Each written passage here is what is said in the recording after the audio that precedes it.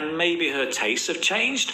And also, my dad's getting on. I mean, he's 80 odd, right? So 一个人的形态的，特别是皮肤比较白的男生，皮肤白首先是优势，但是呢。Ground rules for the interactivity we'll have today and then 知道内容什么？辉瑞吧。Hello， 你好，奶油蘑菇汤。Hello， 能听到吗？哎，能听到，我怎么连的都是些少爷呀？On my local computer, I just want to keep it because just in case someday, everything is totally locked down, I still got some resource. So yeah, just in case. Most of videos I actually just watch online. Oh, your action. I was right there. When people would ask me if I was fine, yeah, I'm fine, yeah. But my grades were really disastrous. I had a couple of friends that I really engaged with, but no one too in particular. But I did withdraw even more into my computer, right? I got an acoustical modem, connected that to a local bulletin board, and began to meet other people like me. And then, people ask about you, right? They want to know who you are, and back then, the internet was the internet really. Who you are, what you do for a living, how old are you, where are you from, things like this. Especially when people have a conversation over the internet, we do really gonna talk about these kind of things. Yeah, that's the truth. And closed loop systems, such as things of that such. I set up a bulletin board on a local BBS system, and at the ripe old age of 14, started to meet other hackers online. 对。I failed all my classes in high school. 这是一个黑客，我四川话讲 I don't know if you can understand my local delicate, but I think it's same. 就是he's trying to introduce himself, as a hacker, and I think there's only himself. Nobody is really asking question or something like that. He's just told the stories. I ended up dropping out. And I started to learn a lot of cool things, like just one, like telephone phreaking, like how to make free phone calls. I discovered a subculture of people who existed on the phone lines, on the telephone lines, where you could talk to someone, in London or in Paris or in Georgia or LA, and you can meet these people on the telephone, on these Who are you talking to? Nobody. Party line, so to speak. And so that was, 14 years old, I'm learning how to freak telephone systems. Freaking telephone systems was a way to actually access the old telephone systems, the old Bell systems, with special instructions and codes and methods, which have long since expired, since the telephone system has gone digital. But so 14 years old, I'm learning how to code myself. I've set up a bulletin board. I'm meeting hackers, and I'm getting advice. I'm learning how to do things. I'm learning how to get the things that I need, right? Because I'm living with friends of the family, and they really, they too themselves were barely able to support me, barely themselves as well. So everything that I had to do was for myself, right? Everything,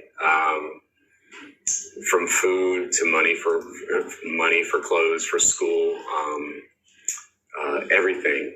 My entire existence depended on my willingness to make sure that I was taking care of myself. And so that's what I learned how to do. I learned how to, at the age of 15 years old, I took a Bell and Howell language master, and I learned how to reprogram credit cards to use them in stores and in ATMs back before ATMs really had a dedicated ATM line to verify a transaction. And of course, I would understand the batching process and all that. But that was 32 years ago. And I just learned how to manipulate things to get the things that I wanted, whether it was printing a UPC code for food from the store, which I needed, or doing the magnetic gas handle flip. Back in those days, when you needed gas for your car, there was a dial on the gas pump, and you would flip the dial on and off. Well, if you took an old-fashioned speaker magnet and set it next to the handle that would flip it up and engage the pump, the pump would begin to. So this is similar to our. I think we also have some very old, like gas monitor or something like that. A very old way to measure how much gas you use or how much water you use， 就是跟我们之前说的那种，之前我们用的可能水表啊，或者这种气表，基于这种，这个它就会受那个磁性的影响，你用一个那个大的吸铁石，吸住它就不会再往前转。类似的，像他说的这个加油站的这个加油站。Run to distribute gas in the hose, but the numbers wouldn't turn. And so that was, so I kept learning these tricks, right? I kept learning little tricks to survivability tricks, learning how to social engineer people to get what I wanted, whether it was access to a specific computer that I wanted to dial in to steal some files from, or whether or not it was to convince the supermarket manager that I had left some food behind, when in turn I actually hadn't, just so I could eat that night.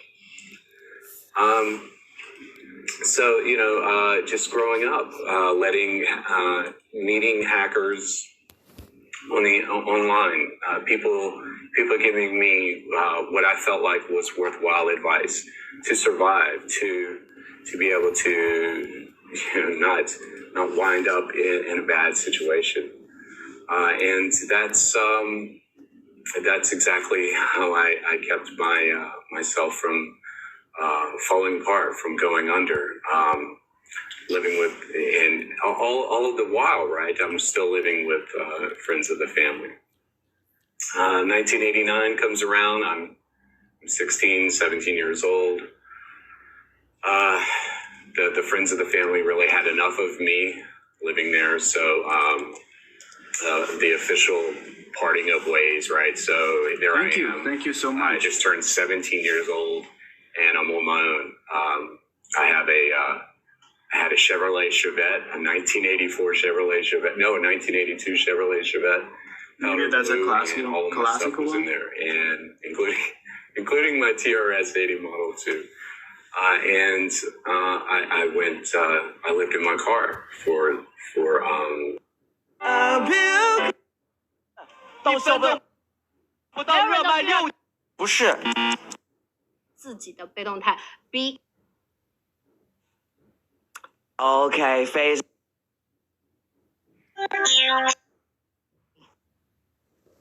That means a lot to me. That means a lot to me. That means a lot to me. 对不对？如果你没跟我学，或者你不知道其中某一个 S， 说明一件事情，你没有点关注。对我来说的话，我相信啊，同学们，林老师是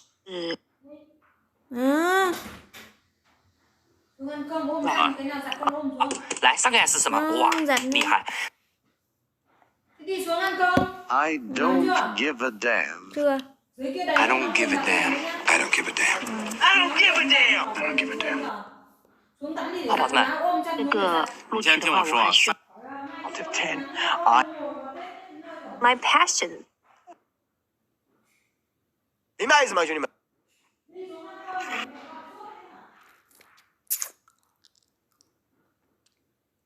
微信呢？微信。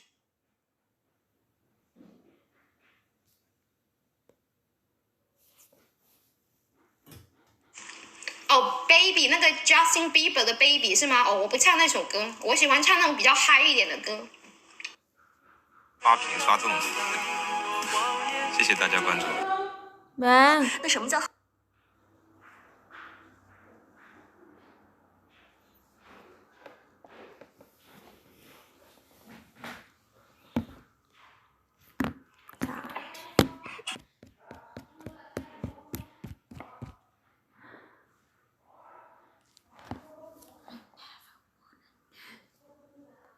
？Got it from my mama.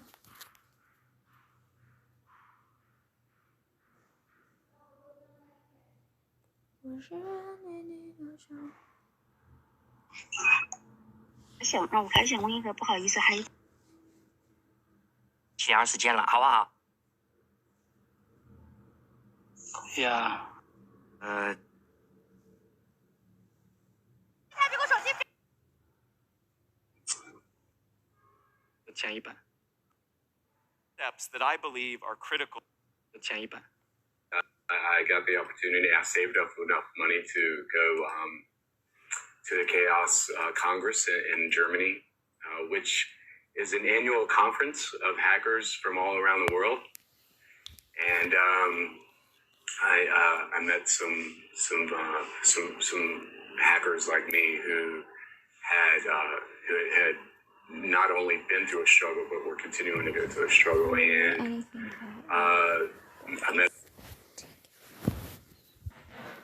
I met a friend of mine. His name was Boris Florek. He went by the hacker named Tron, and we became really good friends. And Boris and I, we worked on a lot of smart card systems. Smart cards, the little chip card in your wallet that everyone carries around. You know, that thing, what's in your wallet. And at the time, no one really knew what smart cards were. They were only used extensively in Europe at the time. And so Boris taught me about smart cards, these things that have a computer, a microprocessor in them. And he taught me that these things control many things from... I really respect people from television like access. This guy, because they do really hack something I mean physical or something smart, not really like you know, nowadays, because I manage some servers for our company, so I see a lot of scans on server ports, different ports. This server need to expose some servers because we need to provide some service to the customer. So they keep scanning all kinds of, you know, photo range. So once they're gonna, you know, try to guess the password. These hackers are just, I mean, too simple compared with these kind of guys. Telephone access. Really hack into something, yeah, physical but also smart.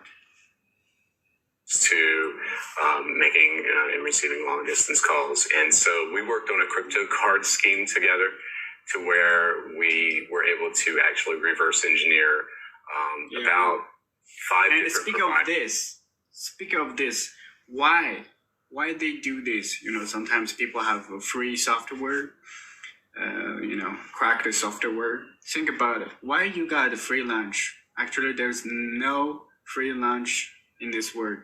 If you use a cracked software, it may steal your information. 100% sure. Yeah. Or may just, you know, plant some virus on your computer. That's the reason, you know. Otherwise, think about it, they're gonna spend a lot of time to crack the software. You know, like he said, there are a lot of reverse engineers coming. So you'd better use the official software, yeah, or buy the software from the official process. That's really important. 就是盗版软件，你用盗版软件，就是有风险是很大的。你想一下，就是说破解一个软件是非常难的，就是说，那么为什么有人去破解的？因为它这里面有好处啊。你用我的破解软件，比如你下了一个 QQ 啊，你的这个 QQ 不是来源于这个腾讯官方的，你就百度里面搜好了，搜 QQ 下载，下载了安装到电脑上面，你一登录，你的用户这个 QQ 号密码全部被盗。这个是我觉得这个70%-80%的网民最容易上钩的这种途径。比如说你用这个，像 QQ 它本身也不收费，但是你不从官方途径下的话很危险。像一些收费的软件，你用破解版，那破解版也是经过别人加工的，那里面也包含了这个木马病毒。Who issued chip cards, smart cards for their server. 有些它可能是盗你的这个个人信息啊。像什么银行卡、信用卡、身份证啊这些，然后有些可能是在你的电脑上植入这个木马、挖矿程序啊这些，就是总之它有好处啊，它才做这个事情。We successfully decrypted those services, and with that knowledge, after we became friends, after a couple years, we began to converse back and forth. At that point, this is '94, and now I'm attending the Chaos Congress each year, and meeting with Boris, and we're chatting back and forth on all kinds of technology, most specifically smart cards. About that time, here in the United States, Hughes Space Systems was ready to launch a system called DirecTV. Back then, actually, it was called DSS, the Digital Satellite System, and Hughes built the system from the ground up. And I was interested in that. The reason I was interested in that, because at this point, it's 1995, my father has just been released from prison, and so I go to visit him, and he's watching television. I said, "Oh, Dad, what is that?" He's like, "Oh, it's a satellite system called DirecTV." And I was amazed by the picture quality and how great it looked, and it all came on a little small 18-inch dish. So that was pretty fascinating, and I looked at the system, and I realized that it was controlled. All of the authorizations were controlled by, you guessed it, a smart card. So it really took very little to no effort between Boris and I to collaborate on the DirecTV F card. 现在我们农村就是看的这个锅盖的电视啊，就像这样，也是由那点小的那个芯片控制。现在基本上2年3年吧，你得换，不然的话就没台了。就是也是因为那个小的芯片。Which basically was a smart card that allowed authorization for customers to receive HBO, all of the channels, right, pay-per-views, etc. And we successfully created a quite little humble system to reprogram those cards, and laughed it off. Really didn't think anything of the wares after that. And then several months passed, right? Busy couple of years. I'm going to school, and actually working at a carpet cleaning company, and just surviving, paying the bills, and continuing to enhance my skills. And I'm like, well, the hell with it. I really need some more money. My daughter's getting ready to go into school, and so I wanted to put her into school. Not a really rich life experience, but I've watched a lot of videos. Yeah, a lot of videos. And so I decided to sell my wares for programming DirecTV satellite access cards, and so that's what I did. Maybe medical things, or maybe I realized energy, that it was new energy, very easy to make money providing a service for people who did not wish to pay their bill. So I really wanted to one up my game, right? So Boris and I, we worked together on some extensible ideas, and we create. So actually, I already turned on the how can I say, chatting room. If you can see, I don't know. Yeah, let me check. Yeah, so everyone can apply for connecting. So if you do want to say something or ask any questions, you can connect to me. Some software that we sold to the Canadians, and we made some money, right? We made $10 million each, and I was able to get everything that I wanted. That's a lot. And so did Boris, and it was great. But there were a lot more factors than just Boris and I releasing code. There were other mitigating factors. You had an entire battalion of hackers from Rupert Murdoch's end trying to actually circumvent other services and competitors out there to destroy them, which they ultimately did. But that's a whole other story. So hacked DirecTV for a few years and made some money, got caught. And then after I got caught, I was offered an opportunity, right? Rather than to go and sit in prison for a long time. I was asked to consult in helping a company at that time called NDS to help them solve their conditional access problem, which at that point, the entire DirecTV system was completely compromised. And NDS was looking for a way to stamp out piracy. So consulted with some good minds in Haifa, Israel for a couple years and went on my way. Came back to Jacksonville after hanging out, consulting, securing the DirecTV Period 4 card, helping a lot with that technology. Moving on, coming back home, my name sort of floated out in the wrong direction. This guy who was doing the DirecTV cards, his wife was a dispatcher, and she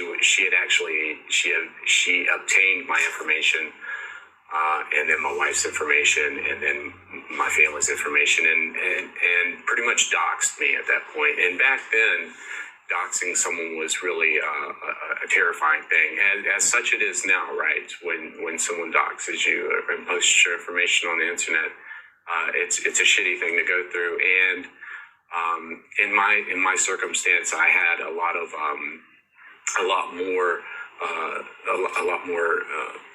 things that I was involved with the government. So with a lot of help from the government and my own self motivation, I moved to Indiana. Packed up the kids, packed everything, and moved to Indiana. I was just going to really kind of lay low for a while. I just got back from Israel. I moved from Florida to Indiana, and really just kind of, chilled out. I got a job at a newspaper, and handled their websites and all of that. Real low key, real low tech job, nothing fancy, living in the middle of a cornfield, so to speak, and enjoyed the life for a couple of years. And then I was asked to, a gentleman I met in Indiana invited me up to Chicago to take a look at his business to see what sort of technical advice I could give him for his business. And so I traveled to Chicago, got to know him within several days. He got to know who I really was, about my background. And I went to work for him. And at this point, right, now I have a job, right? And I'm doing, I'm setting up, IT infrastructure for his company and making sure that all of his offices connect And not only that, but securely, right? Cybersecurity really wasn't a thing then. It was barely even mentioned. But cybersecurity to me, right, to what exists now or what people realize as cybersecurity now, to me is just an afterthought, or was an afterthought. Still sort of is, mentally speaking, because, things that people are writing papers about, talking about, creating solutions about, these are all things that are built on technologies that were built when the internet was created, right? Everybody's talking about 1970s technology, and no one's really trying to fix the problem. So I provided cybersecurity for him, his company, set up the whole deal. And then just started meeting new friends along the way in Chicago. That's how it is in Chicago. And one thing led to another. I met a gentleman named Willard Buddy Harper. And he worked at the CME in Chicago. He was one of the largest hog traders in the world, really. And he gave me an opportunity to create some special networks for the CME to connect to the NYSE. And so with that, after doing several of those, they were really simple for me, but I created some ultra high speed private networks that only the CME and the NYSE still use. And so he was impressed with that, and he's like, what else can you do? And I'm like, so people know the Chicago Mercantile Exchange and the New York Stock Exchange. That is correct, yes. Yeah, so I set up two bi-directional units. So maybe that, I don't know if you guys have been watching, there's a movie called Hummingbird Project. Yeah, Hummingbird Project. 蜂鸟项目 Yeah, Hummingbird Project. Yeah, maybe that story is based on the reality of these guys. Yeah, because the fast network between two stock exchange center.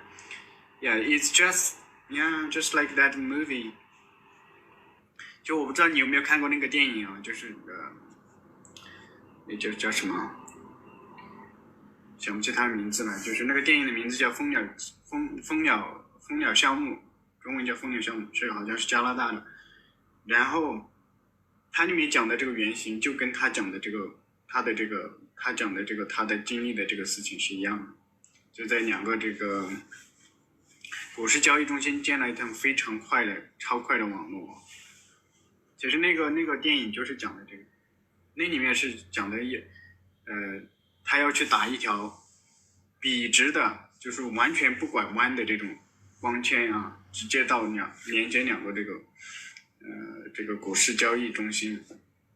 然后另外一个竞争对手是想使用这个无线电波微波来实现这个，就是那个故事真的应该就是基于这个事实改编的，因为那个电影他也说了，就是基于事实改编。It's impressive. Fiber line. I mean, how these things connect together, I don't know.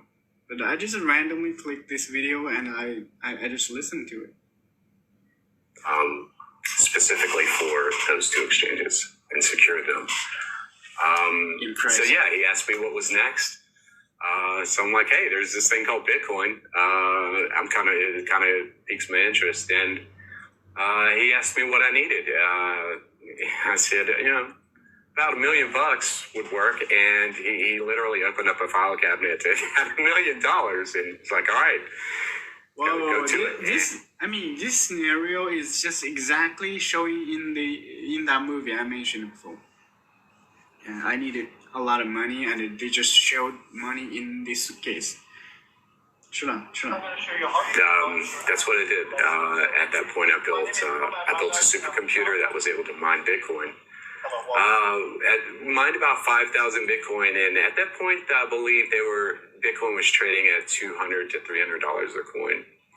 And so he was impressed, and so was I, actually. And so we built 3 more over the next 8 months. I built 3 more. and had them right there at 107 West Van Buren Street, across from the CME, and just sucking up electricity. But at the end of that year and a half run, we were able to mine close to 80,000 Bitcoin. So yeah. Think about it. 80,000 Bitcoin. How much it is? Kind of, after a couple of years of doing that, I really felt a little sense of accomplishment, but I really didn't feel like I was done. So cool. This guy is a cool guy. Into a gentleman. So I'm just kind of squandering around Chicago, right? I've made, some Bitcoin, I'm hanging out, walking around the Loop, hanging out in Millennial Park and just hanging out with my friends. And it kind of been kicking back. And I met a gentleman and he said, hey, our company needs a webmaster, right? And a webmaster is just basically someone who just does web work for a company. I'm like, okay, yeah, sure. Yeah, I'll come and be your webmaster, right? Because having a legitimate job completes who I am, right? I could sit around and do whatever I want to make money, but in the end, I think it's about working an honest 9 to 5. And so, yeah, hey, Jackson, I'll go and be a webmaster at your software company. And so I went to work there as their webmaster, and it was hilarious, right? Their vice presidents, they're like, well, this is a very important job, and you should blah blah blah, and I'm, yes sir, and yes ma'am, and I really kept the ruse up as long as I could, but I was outed by a friend of mine that worked there, and he outed me to the marketing manager, and the marketing manager, she outed me to the entire staff, and eventually I became responsible for their cybersecurity practice. And so I'm like, well, shit, I guess I'm doing cybersecurity. So here I am doing cybersecurity for a software company in Chicago, unintended, right? But honing my skills, right? Figuring out the best method for to stand up specific protocols and systems and things of that nature from a cybersecurity perspective. And so that's what I did. Did it pretty well. But then they fired me. Then they just fired me. And so, I think it was kind of a thing between the owner and myself. He didn't like me, and I surely didn't like him. So now that that's public, I really didn't like him. So after that, okay, I think I gotta go home now.